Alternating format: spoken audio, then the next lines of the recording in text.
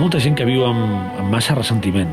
Sí, la veritat és que hi ha molta gent que viu amb ressentiment. No tothom, però gran part de persones. I el que és més increïble és que aquest ressentiment no només sol ser una ràbia molt intensa, sinó que sol ser llarg en el temps. El que vull dir és que de vegades em trobo amb persones que m'expliquen la seva problemàtica, no, la punyalada que li van fer, el mal que li van fer, amb una intensitat molt gran, plorant, una mica descontrolades. Llavors jo quan els hi pregunto, però bueno, això quan va passar?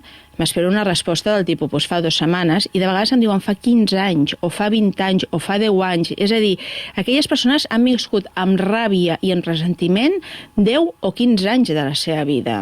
Com podem perdonar, Geni? M'agradaria explicar-te què és el perdó des del punt de vista de la psicologia, sobretot primer el que no és el perdó. El perdó no vol dir forçosament oblidar, perquè quan realment t'han ferit és molt difícil oblidar-ho, encara que passin molts anys.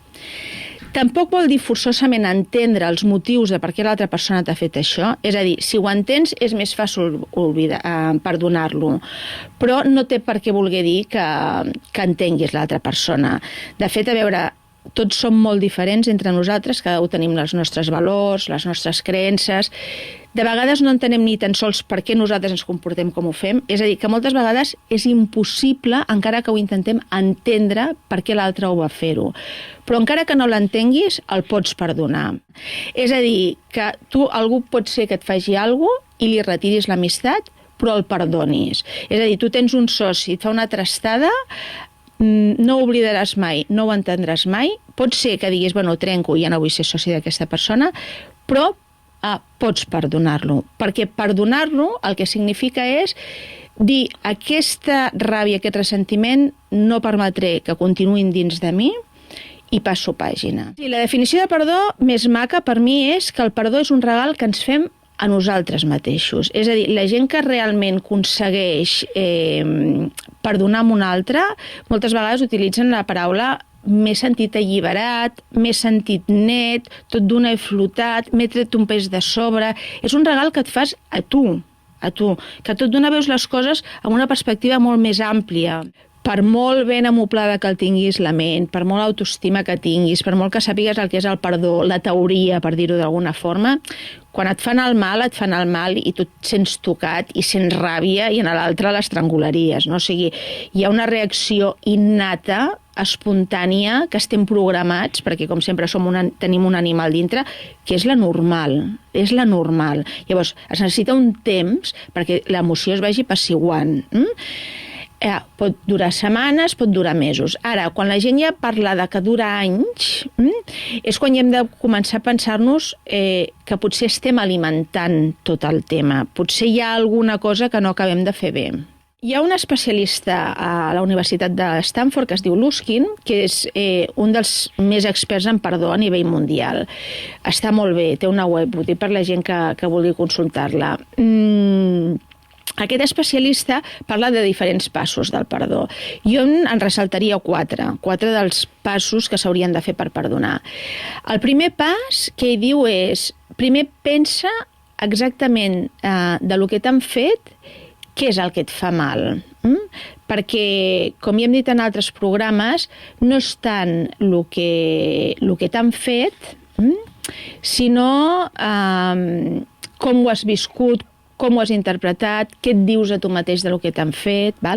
Pensa exactament el que et fa mal, sigues conscient d'això, que de fet són 2 consells, i després ell diu, i agafa 2 amics que tinguis 2 amics o 2 familiars, 2 persones que tu tinguis molta intimitat amb elles, molta confiança, i els hi expliques.